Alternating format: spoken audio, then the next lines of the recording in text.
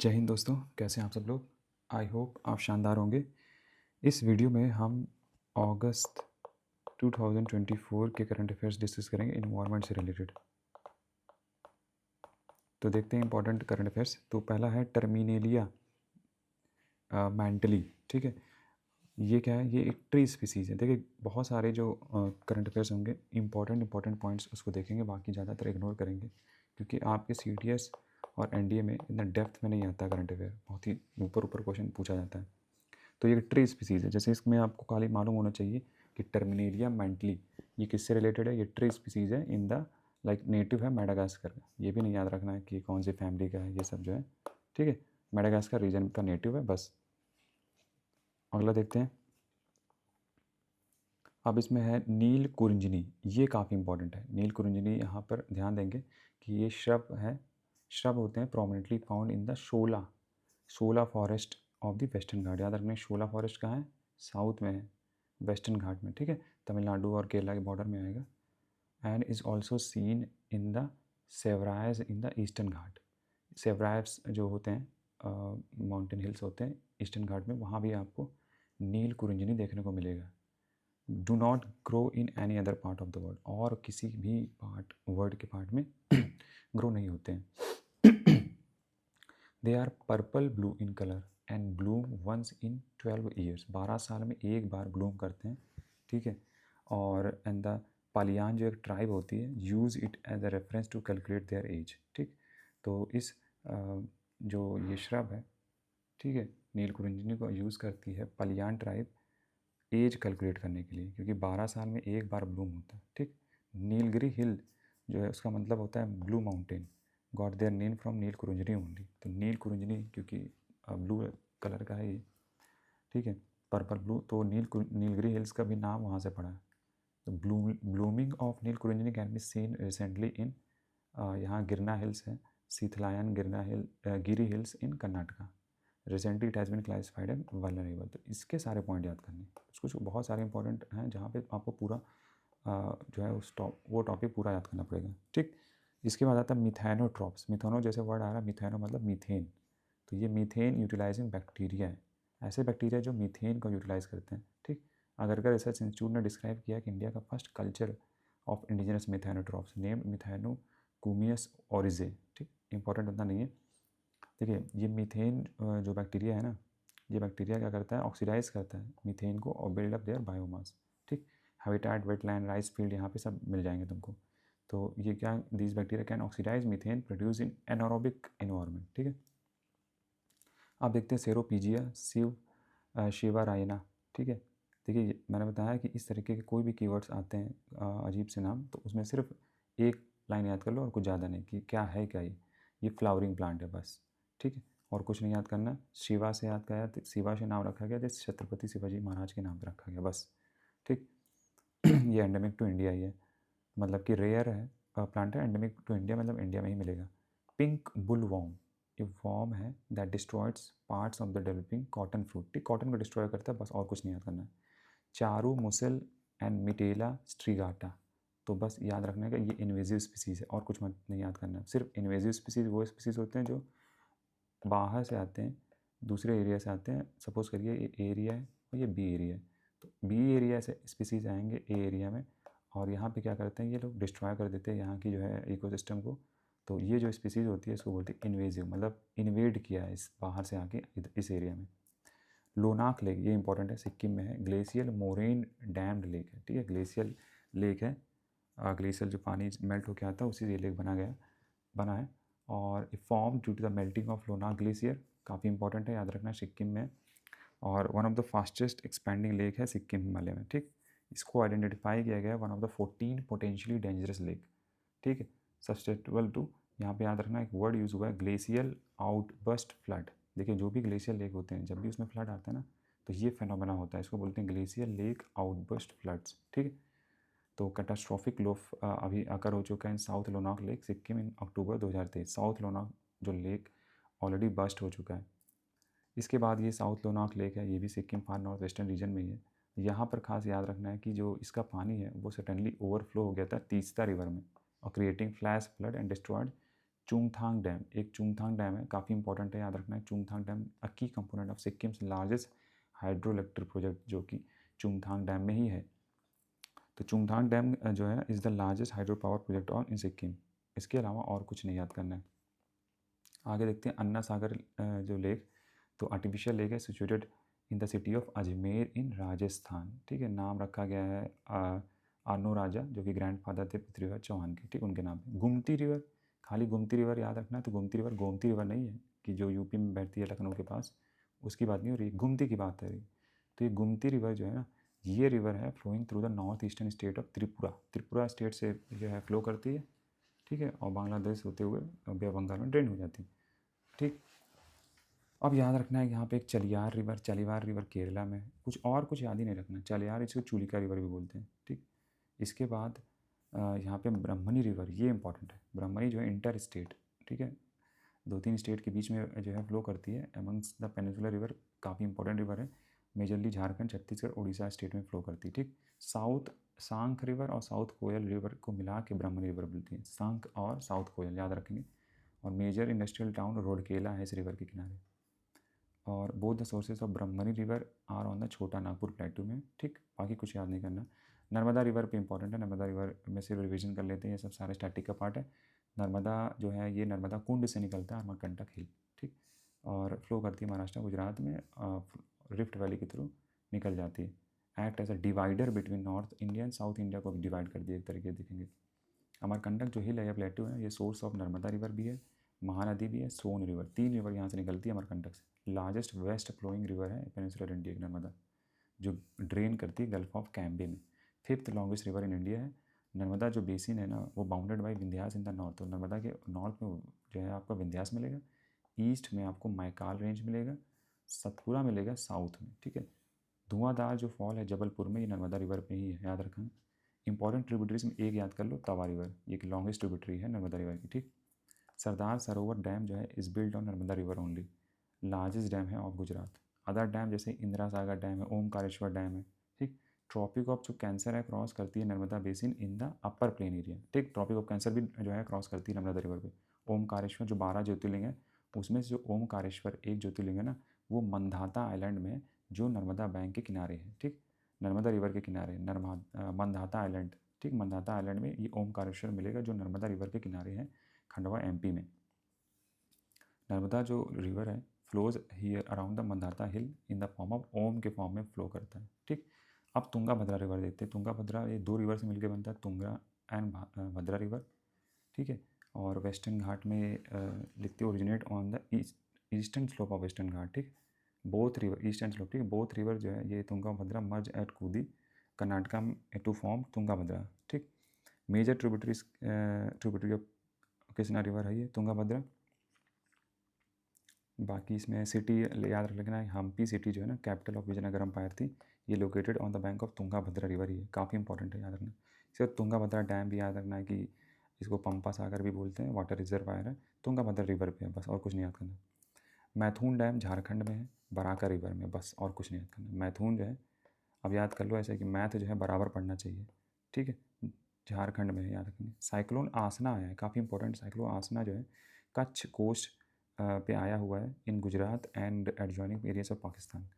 ये geographically rare बोला गया इसको because it originated over land in Rajasthan and move into sea. मतलब ज़्यादातर क्या होता है, जो साइक्लोन होते हैं वो सी से स्टार्ट होते हैं और लैंड पे आते हैं, बट ये लैंड से मूव हुआ है और सी पे गया है, ठीक। आसना नाम पाकिस्तान ने रखा याद रखेंगे। बागाता ट्राइब जो है स्टेट्स ऑफ उड़ीसा और आंध्र प्रदेश में मिलेगा तुम्हें, ठीक है। धिमसा फेस्टिवल ये लोग मनाते हैं, और कुछ नहीं याद करना है। बोंदा ट्राइब आपको मिलेगा मलकानगिरी डिस्ट्रिक्ट उड़ीसा में, ठीक, छत्तीसगढ़ और आंध्र प्रदेश में। ये एक पीवीटीजी है, ठीक है, पर्टिकुलरली वनरेबल ट्राइबल ग्रुप बोलते हैं इसे। इसमें 75 पीवीटीजीज हैं इंडिया में। ये और भी ज़्यादा मतलब ट्राइबल, ऐसे ट्राइबल ग्रुप होते हैं जो काफ़ी वनरेबल होते हैं, इनकी जो स्ट्रेंथ होती है काफ़ी कम होती है। ये ओल्डेस्ट ट्राइब इन इंडिया है, one of the oldest, and they are members of Austro Asiatic tribe. Jonga tribe ये उड़ीसा में, बस उड़ीसा याद रखना है, एक्सक्लूसिवली इन उड़ीसा में ही है। गोंड ट्राइब ये एसटी है, एसटी में आते हैं, शेड्यूल ट्राइब में। नेटिव लैंग्वेज इसकी गोंडी है, ठीक है। और गोंड पेंटिंग को जीआई टैग मिल चुका है एमपी में। मालधारी ट्राइब ये इंपॉर्टेंट है, मालधारी ट्राइबल हर्ट्समैन होते हैं, ठीक है, कम्युनिटी इन गुजरात, और लिव्ड इन द गिर नेशनल पार्क। गिर नेशनल पार्क में ये लोग गुजरात में रहते हैं, और in the Banni grassland reserve area, मतलब जो एरिया है वो मालधारी ट्राइब का, वो पूरा ग्रासलैंड, बन्नी ग्रासलैंड रिजर्व एरिया है, वहाँ पे आपको बन्नी ग्रासलैंड मिलेगा। तो क्वेश्चन ये भी पूछा जाता है, बन्नी ग्रासलैंड कहाँ पे? गुजरात में। थाडू ट्राइब या थाडाउ ट्राइब, ये आप मणिपुर, आसाम, नागालैंड में मिलेगा, ठीक। कुकी ट्राइब कहाँ मिलेगा? मणिपुर में। बस ये इतने ज़्यादा, इससे ज़्यादा नहीं जाना है डिप में। नमदापा नेशनल पार्क आपको अरुणाचल प्रदेश में मिलेगा। कंट्रीज ईस्टर्न मोस्टर्न, जगह याद रखना, ईस्टर्न मोस्ट टाइगर रिजर्व है bordering Myanmar. Named after Namdapha river which originates in the, ठीक है, इसके आगे कुछ नहीं याद करना है, बाकी सब बेकार है। बरदा वाइल्ड लाइफ सेंचुरी, ये बरदा गुजरात में मिलेगा, ठीक है, और कुछ नहीं याद करना है। बांधवगढ़ नेशनल पार्क कहाँ पे? एमपी में है, और स्प्रेड विंध्या हिल्स में आपको ये स्प्रेड मिलेगा। It is also known as royal Bengal tiger, ठीक है, ये रॉयल बंगाल टाइगर के लिए जाना जाता है। तुंगाभद्रा ऑटर कंजर्वेशन रिजर्व, ये first otter conservation reserve in India है, along the Tungabhadra river near Hampi in Karnataka. बस, और कुछ नहीं याद करना है। बन्नी ग्रासलैंड, इसके पहले में देखा, Maldhari tribe. Largest grassland of Asia है ये, located in Bhuj taluk of Kutch district में इसको मिलेगा, गुजरात में, ठीक है। 45% ऑलमोस्ट जो पास्चर गुजरात में जो भी जो घास है, जहाँ पे गाय भैंस वगैरह सब एक तरीके से चरने जाती हैं, वो 45% एरिया गुजरात का होता है बन्नी ग्रासलैंड का। Kutch district, Kutch desert wild life sanctuary यहीं पर मिलेगा आपको, ठीक है। और जैसे मैंने बताया कि most of the life stock keepers in Banni belong to the Maldhari जो है कम्युनिटी, जो भी गाय भैंस वगैरह वहाँ चराते वगैरह हैं, वो मालधारी कम्युनिटी से होते हैं जो वहाँ पे रहते हैं। इसके बाद Bombay natural history society, BNHS, ये 1883 में फाउंड हुआ था। One of the largest NGO है जो काम करती है conservation of biodiversity research. BNHS जो है, याद रखना है कि देखिए ये सब इंपॉर्टेंट नहीं है, यहाँ पर ध्यान रखना है यहाँ पर कि BNHS क्यों ज़्यादा इंपॉर्टेंट है। ये Asian water bird census is an annual exercise जो BNHS करवाती है इंडिया में, ठीक। एशियन वाटर बर्ड सेंसस, ये इंपॉर्टेंट है। इसके साथ मिलकर कराती है वेटलैंड इंटरनेशनल, दैट नेशनल, ठीक है, वेटलैंड इंटरनेशनल के साथ कराती है, और द नेशनल टाइगर जो ड्रैगन फ्लाई फेस्टिवल है, ये भी BNHS ही ऑर्गेनाइज कराती है with WWF, UNDP and UNEF। BNHS का हेडक्वार्टर मुंबई में है। वेस्टर्न घाट जो है, इसको हम सह्याद्री भी बोलते हैं, रिकॉग्नाइज वन ऑफ द जो है वर्ल्ड्स 8 हॉटेस्ट जो है hotspot of biological diversity and UNESCO world heritage site, ठीक। तो वेस्टर्न घाट आप याद रखेंगे, इसको हम सह्याद्री भी बोलते हैं, और ये वर्ल्ड में 8 हॉटेस्ट हॉटस्पॉट हैं, उनमें से एक है ये, ठीक। और गुजरात, महाराष्ट्र, गोवा, कर्नाटका, केरला, तमिलनाडु में 6 स्टेट में है। अनाईमुदी इसका हाईएस्ट पीक है, और ये ईस्टर्न घाट को नीलगिरी में जोड़ता है, नीलगिरी में ईस्टर्न घाट से मिल जाता है, याद रखेंगे। ट्रॉपिकल एवरग्रीन फॉरेस्ट तुमको मिलेगा वेस्टर्न घाट में, ठीक है। पेरियार, भारतपुजा, नेत्रवती, सारावती, मांडवी, ये सब वेस्ट फ्लोइंग रिवर है वेस्टर्न घाट से, जो वेस्ट से अरेबियन सी में ड्रेन करती हैं। ईस्ट फ्लोइंग जो रिवर्स हैं on the western Ghat, Godavari, Krishna, Kaveri, Tungabhadra, Bhima, Malaprabha, Ghataprabha, Hemavati, Kabini, ये सब हैं। Western slopes are covered with tropical and sub tropical moist broad leaf, ठीक है, जैसे रोजवुड हो गया, महोगनी, सेदार, ये वेस्टर्न, याद रखेंगे, वे वेस्टर्न स्लोप में मिलेंगे। ईस्टर्न स्लोप जो कि थोड़ा ड्राई है एज़ कम्पेयर टू वेस्टर्न, तो यहाँ पे ड्राई एंड मॉइस्ट रेसिडुअस मिलेंगे, जैसे तीख, साल, सीसम, सैंडलवुड, ठीक। एंडेमिक कुछ स्पीसीज है जो यहीं पे मिलेंगे, जैसे नीलगिरी तहार है, लॉयन टेल्ड मैकैक्यू है, ठीक है, ये सब मिलेंगे। नीलगिरी बायोस्फीयर रिजर्व जो है is the largest contiguous protected area in the western Ghat. Silent valley national park भी यहाँ पर मिलेगा, ठीक है। कस्तूरी रंजन जो कमेटी थी एंड माधव गदगिल कमेटी, ये related to conservation of western Ghat है, very important, Kasturi Rangan and Madhav Gadgil committee, ठीक। फॉरेस्ट राइट एक्ट रिलेटेड है, तो legal recognition to the rights of traditional forest developing community आपको फॉरेस्ट राइट एक्ट से दिया जाता है कि legal recognition to the rights of traditional forest. अब इसमें ध्यान रखना है, ग्राम सभा के पास काफ़ी पावर रहती है। फॉरेस्ट राइट एक्ट में ग्राम सभा के पास काफ़ी पावर दिया गया कि ये राइट्स और क्लेम्स इंडिविजुअल, ट्राइबल या फॉरेस्ट ट्रेवलर के यही रिकॉग्नाइज करेगी, ठीक है, ग्राम सभा। मिनिस्टर ऑफ ट्राइबल अफेयर जो है was mandated with operationalising the act. Operationalise मतलब एक्ट को कौन ऑपरेशनलाइज करेगा? Ministry of tribal affairs. Critical wild life area क्या होता है? इस राइट एक्ट में बताया गया critical wild life area define किया गया है कि ऐसे एरिया जो national park sanctuaries that are required to be kept as in violate for the purpose of wild life conservation as, ठीक है। तो इसमें ज़्यादा इनको वायलेट नहीं करना है, मतलब इन जो है एरियाज़ को। तो national wild life, national park, अरे नेशनल पार्क्स और सेंचुरीज, ये सब आएंगे आपके क्रिटिकल वाइल्ड लाइफ में। वाइड कैटेगरी स्टेटस सेक्टर क्या होता है? देखो ये ऐसे इंडस्ट्रीज होते हैं which are practically non polluting are categorise under white categories by central pollution control board, ठीक है।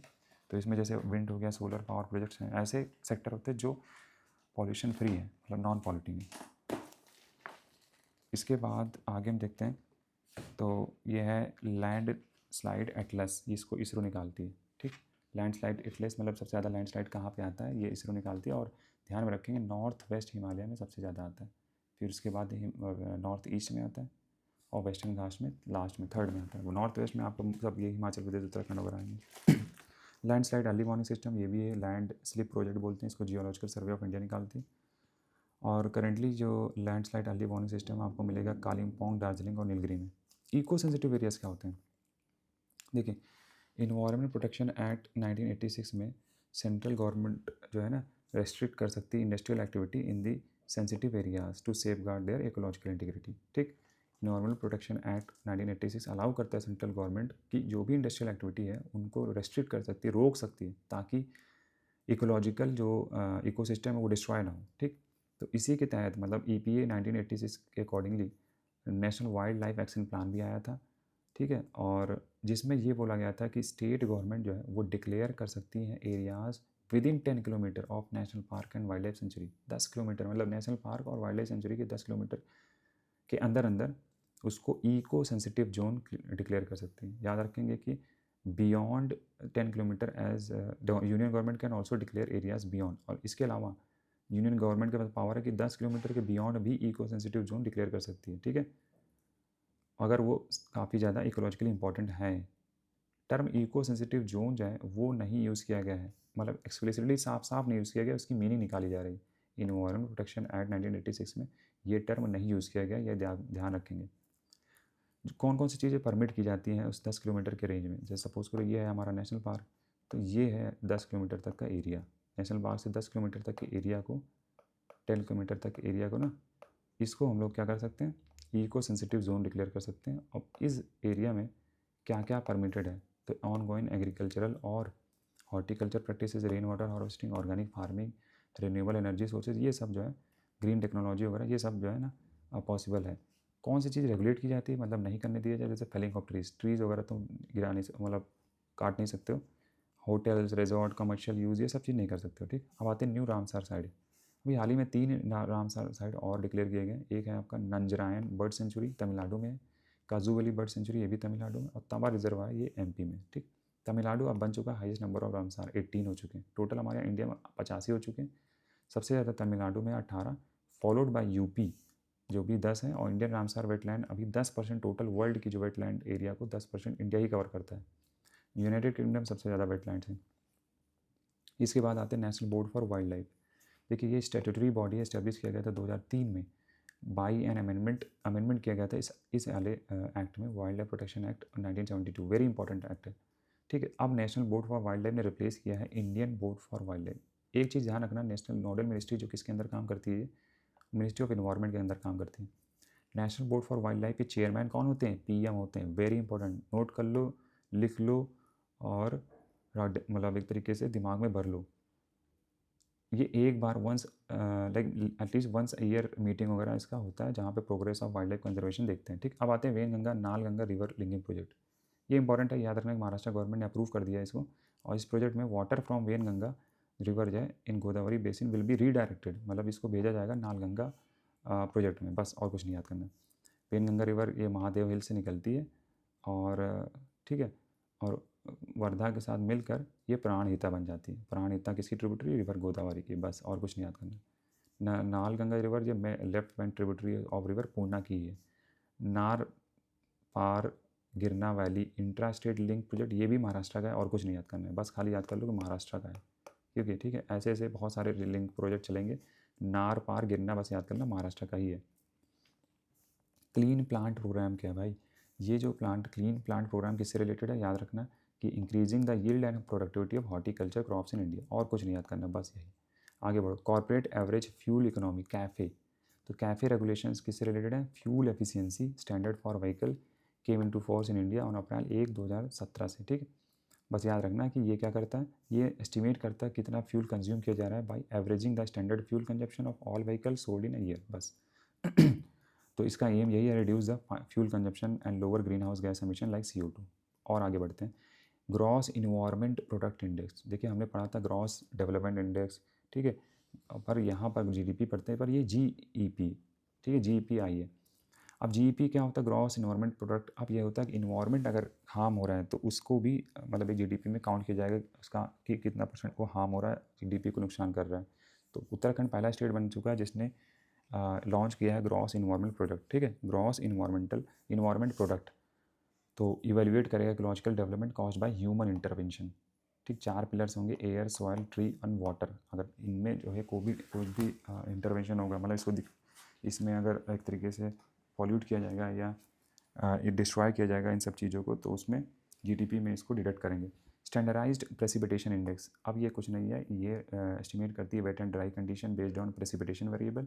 इसको IMD ने यूज़ किया था ड्रॉट कंडीशन, प्रेसिपिटेशन और ड्रॉट कंडीशन को जानने के लिए। बेलम डिक्लेरेशन किससे रिलेटेड है, बेलम एक Amazon, during the Amazon summit अभी हुआ था जिसमें अमेजोन कंट्रीज आई थी। ये फोकस करता है importance of indigenous knowledge for biodiversity conservation, ठीक है। बेलम डिक्लेरेशन में बोला जाता है कि भाई इंडिजिनस फोकस करता है, emphasise on the importance of indigenous knowledge, मतलब लोकल जो इंडिजिनस नेटिव नॉलेज होती है बायोडाइवर्सिटी को कंजर्व करने के लिए इंडिजिनस नॉलेज काफ़ी ज़्यादा इंपॉर्टेंट है।